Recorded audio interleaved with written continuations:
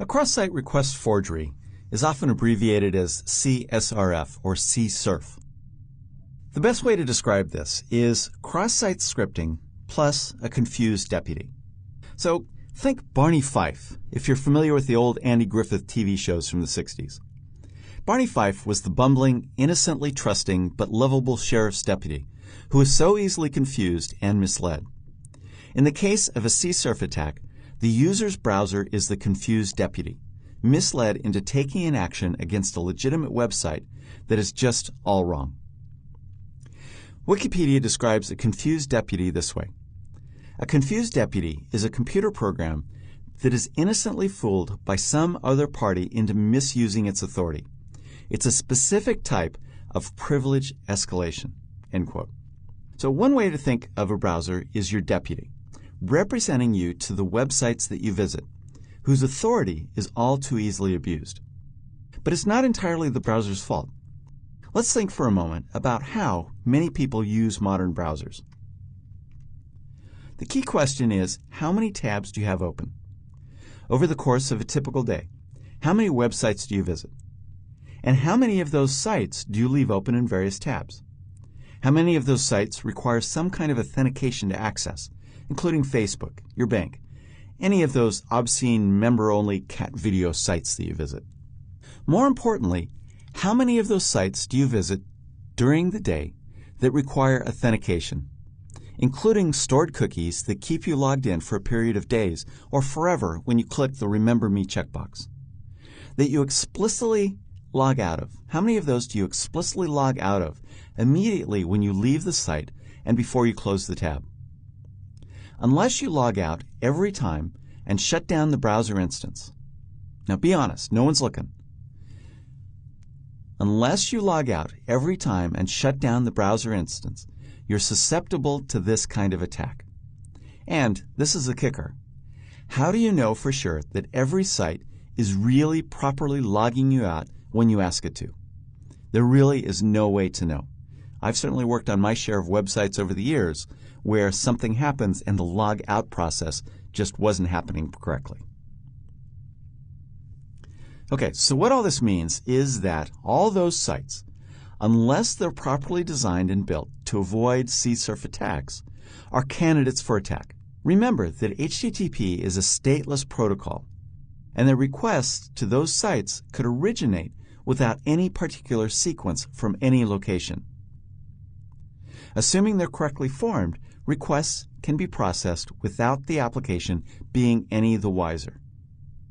And so you start to get an idea of just how big a problem this kind of attack can be.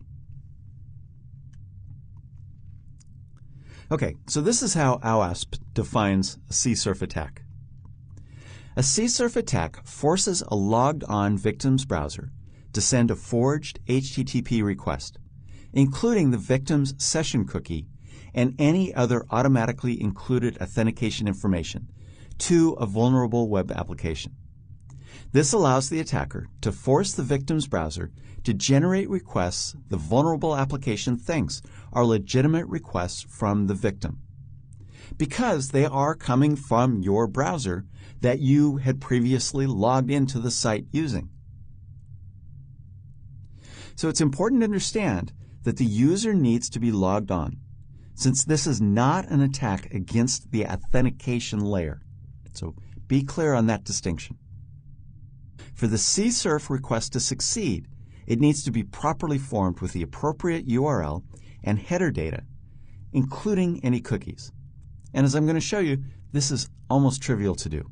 The core problem with CSRF is that it exploits how the web works, its very foundation. Now this involves trickery, but not necessarily of the user. It's actually not so much about tricking the user to issue a fraudulent request. In fact, the user's role can be very passive. Rather, it's about tricking the browser, and there's a whole bunch of ways that that can happen. Now, very important, from the description of CSRF that I just gave you, remember that one of the ways that the attack is instigated is to have the user click a link in a page on a malicious website. That means that the user had to be tricked to the attacker's malicious website in the first place, which often involves phishing by email or cross-site scripting, or any of the other many clever ways that an attacker comes up with to trick a user to do something that causes the browser, as confused deputy, to do something against a legitimate website that the user is logged into. This makes CSRF attacks all the more insidious because there are so many ways to manipulate a user into being susceptible. Now we're going to take a look at a simple example of a web page that's susceptible to CSRF attacks. What's interesting here is that although MVC4 has some features that provide protection against these attacks, they're not something that's turned on by default, like the cross-site scripting protections. So for this example, I didn't have to turn off anything, and the code is pretty typical MVC stuff. All right, here I have the CSRF sample application. It has two projects in it, Attacker and Innocent Bank. So it's a fairly typical banking application. Okay, well, it's not exactly typical, but it'll suit our needs. So I'm going to go ahead and run the application. Builds both of them.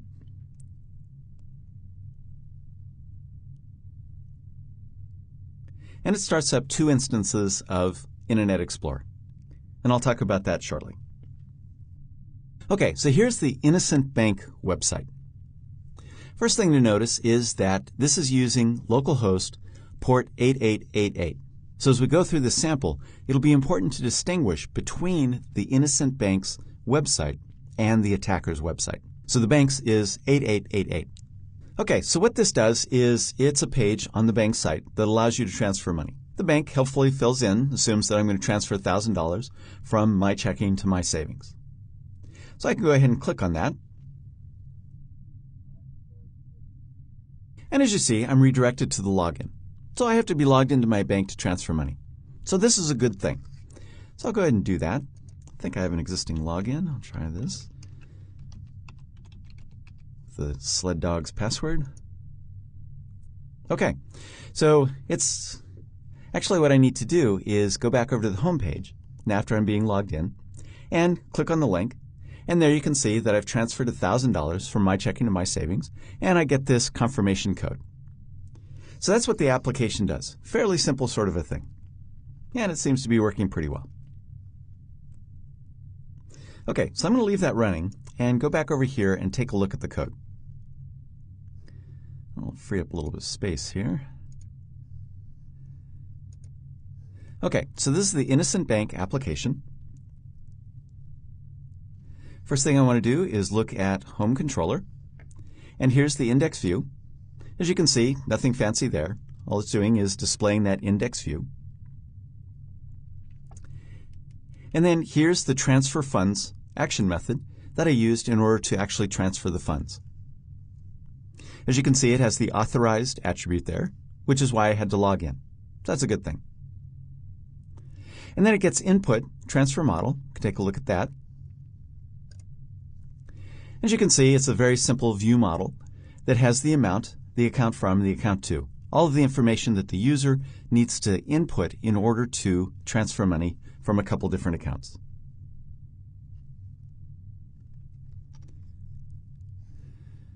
Okay, now let's look at the views. There's the index view. As you can see, I have a form, posts to that transfer funds action method, and it inputs the amount, account from, account to, and uses text box for those. And then has a submit button that actually causes the form to be submitted. So pretty straightforward. And then finishing up here is the transfer funds, which just displays the model.amount and creates a string that indicates what just happened. So transfer however many dollars converted to currency from an account to another account. And then it displays a confirmation code. As you can see, it's just creating a new GUID to simulate a confirmation. Typically, of course, that would be saved in a database someplace. Okay, so everything is pretty straightforward. Not an overly unreasonable, if simplistic, implementation of taking this sort of action at a bank website. But here's where the fun starts. So I'm going to go back over to Innocent Bank's site. Actually, I want to go to the other page here. And I'm going to copy this URL and actually put it in the other browser. That'll make some things easier for this demo. Paste it in. And I wish Internet Explorer had a paste and go option. And here's the attacker's site. So we have a very appealing page here that a user is redirected to. Certainly is attractive to me as a person who rescues sled dogs in Fairbanks, Alaska. So a cute, cuddly sled dog puppies page. Your quality source of everything related to cute sled dog puppies. And then an appeal to help save Bonsai. So this is, in fact, one of our dogs. Bonsai is now a couple years older than this picture. But he, in fact, had some very serious medical problems that the shelter fund, which is associated with the Fairbanks Animal Shelter, paid for his surgery, and he is just absolutely thriving now. But let's go back in time, and so this is a page that just nobody could possibly resist, right? You read about poor little Bonsai and look into those eyes, such a calm little puppy with those floppy ears, and you just want to click on the link to save Bonsai, right?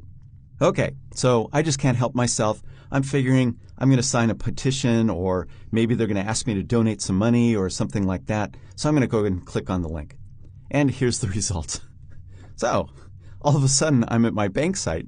We've taken the following action at your request and transferred $1 million, like I have $1 million in my savings, but $1 million from savings to some Swiss account that I haven't a clue what that account number is for. And I get the confirmation code. So that, my friends, is a CSRF attack, a cross-site request forgery. A very, very nasty thing. And the reason this worked is because I was still logged into my bank. I was authenticated. In fact, you can see right there, I'm authenticated. This isn't something that was cached or anything. And it transferred to some other random account. Okay, so very, very disturbing. So, and notice that in this case, I'm back on, actually physically on my bank site. So I didn't point that out. If we go back over here to the page, notice that I start out at the attacker site, which is 7777, that port number. But that would probably be some innocuous, cuddly sled dog domain in a real attack. Okay? Now, one important thing about this is that in a real CSRF attack, you probably wouldn't have been redirected to the bank and get this shock. It would have all happened behind the scenes. It probably would have been submitted as part of JavaScript. And so you're none the wiser until you get your statement or something from the bank when you start bouncing checks or there's some kind of a problem like that. And even if you were redirected to the bank site like this, you can bet that the money has already been transferred out of that Swiss bank account. Okay, but in most real attacks, it's important to realize that the user is not going to be any the wiser.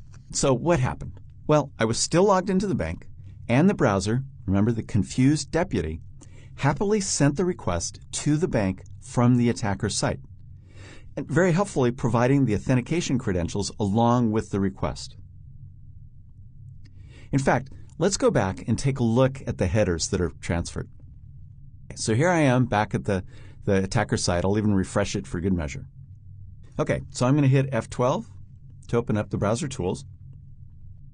And I'll come to network and start capturing traffic. And now I'll go and click the Save Bonsai link. And now I've transferred another $1 million out of my savings account. Oh well. Okay, so we can take a look at the request headers. All right, so it's a regular post. See all this, the refer, that's a bad sign. And come down, everything's fairly typical. Host is my bank site, so forth. All right, and then there's this request verification token. So what's that? Well, I'll talk about that a little bit shortly. This actually doesn't do anything to protect us. It's a separate thing, but it's a clue to how we can protect our application against CSRF attacks. Okay, so look at the request body. You can see that we have the account, $1 million, account from, savings, Swiss account, and so forth. And there are the response headers. Okay? So everything happened just fine. The important thing to understand is that if we looked at the request headers and response headers, from the regular bank site, they're going to be very similar. Okay? So in fact, I'll go ahead and do that. Come here, I'll transfer funds. Now again, this is on the Innocent Bank site. I started there, I intended to transfer $1,000. Okay? All right, so I'm going to do that again. Open up, capture traffic, and transfer. Obviously, I need to do a lot of those $1,000 transfers to make up the $1 million that was taken out of my savings account. Okay, look at the request headers. Same basic site. The referrer is different because this is actually coming from the bank site. And come down here, content length is a little bit different, 56 versus 68. And that's just because the request body here had different contents. Okay. And then everything else is pretty much the same.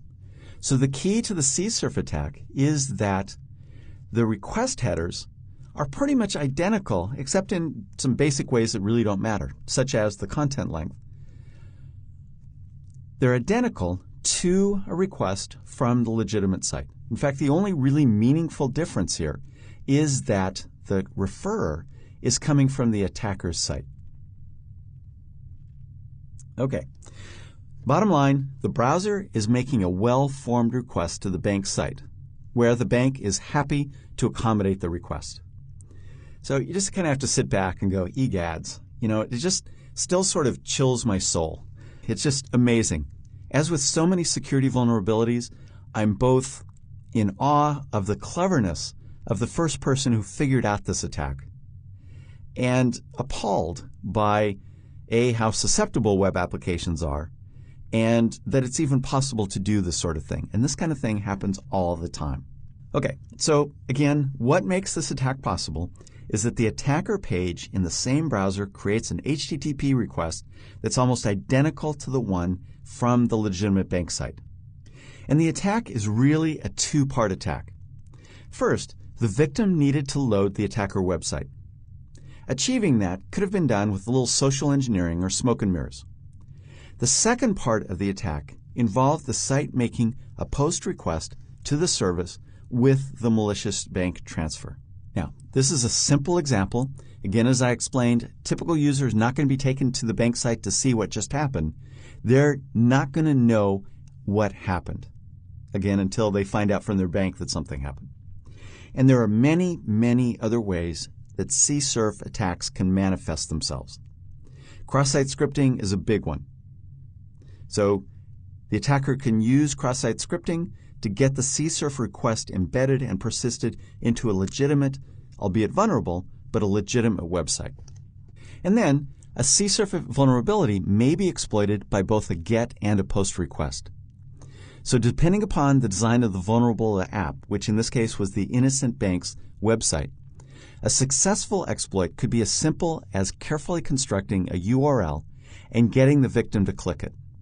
For GET requests in particular, a persistent cross-site scripting attack with an image tag containing a source value set to a vulnerable path causing the browser to automatically make the CSRF request is very feasible and happens all the time.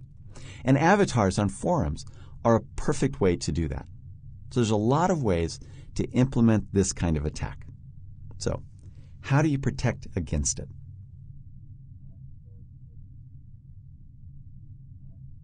There are several ways that you can prevent CSRF attacks.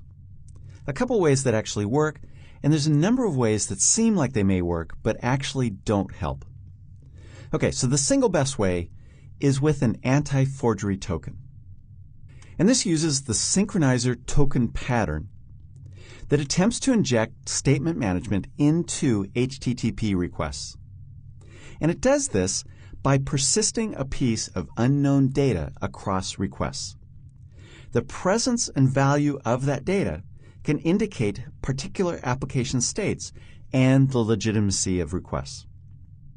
For example, the synchronizer token pattern is frequently used to avoid double postbacks on a web form. In that model, a token, just consider it a unique string, is stored in a user session as well as in a hidden field in the form. Upon submission, the hidden field value is compared to the session, and if a match is found, processing proceeds, after which the value is removed from the session state. Now, the beauty of this pattern is that if the form is resubmitted by refresh or returning to the original form via the back button, the token will no longer be in session state, and the appropriate error handling can occur rather than double processing the submission. So we can do the same thing to guard against CSRF attacks. But in this case, instead of using the pattern to avoid double submissions, we use it to remove the predictability of the form of the request header. Because again, in that attack that I showed you, it was easy to predict the form of the request made to the bank's website. So again, this is injecting some randomization into the process. Okay, so I'll show you how that works in a moment. First, I want to talk about some other prevention methods. Another thing that works is requiring re-authentication. This can be very effective. Even if a user is logged in, you can require them to re-authenticate before performing certain actions, such as, like I showed you, transferring funds. This is pretty reliable and pretty much eliminates the CSRF problem, but it has usability problems. Maybe it's worthwhile to do for bank transfers. Certainly maybe bank transfers over a certain amount, by making the user re-enter their login credentials.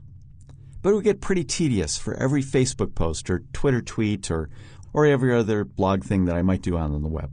So that's one option. CAPTCHA is another option. This is that completely automated public Turing test to tell computers and humans apart. Just love those acronyms. So CAPTCHA usually consists of a couple of distorted, meaningless words that you have to read from an image and type into a text box to prove that you're human and not a bot. This too can be effective, but it's another usability issue. Personally, I hate CAPTCHAs. Half the time I can't read the letters because they're so distorted. Now, another option is to check the referrer. Remember when I showed you the request headers? The referrer, when the request was coming from the bank, was different from the referrer when the request was coming from the attacker website. So one option might be you can use the referrer header as a way to prevent the attack. Because what you can do is check the referrer and make sure the request is coming from a page loaded from the bank site. Now, the reason why this is not a reliable prevention is that it's very dependent upon an arbitrary piece of information that can be legitimately manipulated at various stages in the request process: the browser, the proxy, the firewall, and so forth. And the referrer may not even be available if the request originates from an HTTPS address using Secure Sockets Layer. So it's just not a very reliable method, although it's better than nothing. All right, and there's various other things that just won't help either. For example, disabling HTTP GET requests on vulnerable pages. This helps with direct links that the user clicks, but CSRF is also perfectly possible using POST, and that, in fact, is how I did the sample application. Another possibility might be storing tokens and cookies. The problem here is that the cookie is persisted across requests, so this provides no defense whatsoever. And another thing is to make sure that the requests come from a single IP address. There's really no point to this because the request is going to be coming from the same browser on the same machine anyway. So it's all under the same IP address. And besides, IP addresses dynamically change all the time. Complicating things even more is that you can have many machines behind a router that uses a single shared external IP address. Okay, so with that, let's take a look at how we can fix the sample application using the anti-forgery token in MVC. Implementing an anti-forgery token in MVC is a very simple two-step process. First, we have to tell MVC to generate an anti-forgery token with the request. To do that, I'll add a call to the HTML anti-forgery token helper method, and I'll add it to the form that submits the data. So I'll add it immediately after the opening form tag.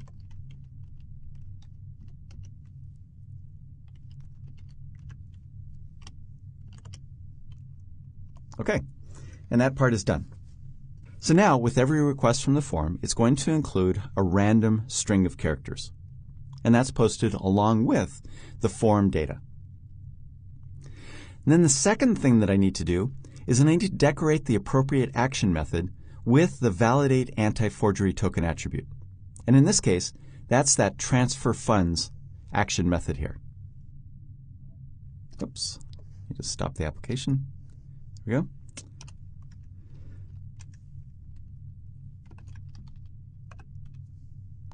And what that does is it tells MVC that it needs to validate that anti-forgery token that's received from the browser. Okay, so that's all the changes that we need. I'll go ahead and save that and start the application. And I'll once again need to log into the bank site. Get this out of the way for the moment.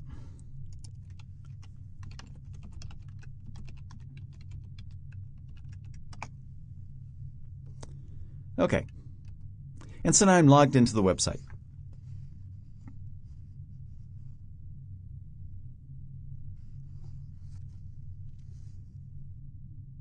So I'll right-click and view the source. And I'll scroll down here to the form. So here's the form. It's posting to transfer funds. And here's the result of including that HTML helper method to generate that anti-forgery token. So it's a hidden field, and it has a value. It's a long random string. And then I have the rest of the form fields. So this _ request validation token is going to be passed or submitted with the other data from the form. So MVC generated this token just for this single request. All right, so what I can do is notice that the first few letters are MEW7, MEW7. So I'll come back over here, refresh the page, view the source again, and notice that I have a different value. This is RXN6. So every request is getting a different random string of characters. All right, remember that there was already a request validation token in the headers when I showed you them before. If you go back up here a little ways, there's another request verification token that is in this form that supports the log off button. So Microsoft added that automatically to the default MVC application that you create. So that's why that other request verification token was there within the headers. Okay, so there's two on the page, not a problem, protecting two different forms, two different actions. Okay, so let's go back over here, and I'll turn on network capturing here, and I'll go ahead and make the transfer.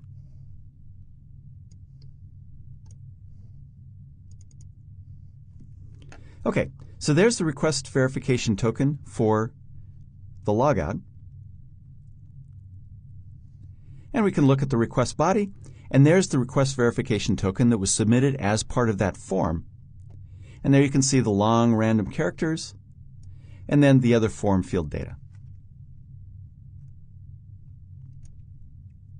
So what MVC is doing is when it receives this request, it looks at this request verification token, and when it generated the page, it also put that same token into session state. So when it receives this request, it compares this value to the value in session state. If the values match, it goes ahead and makes the transfer. If the values don't match, then it doesn't proceed with the action method and raises an exception. Okay, so that's a legitimate transfer. So let's try it now with the attacker's website. So I'll come back over here and copy that URL.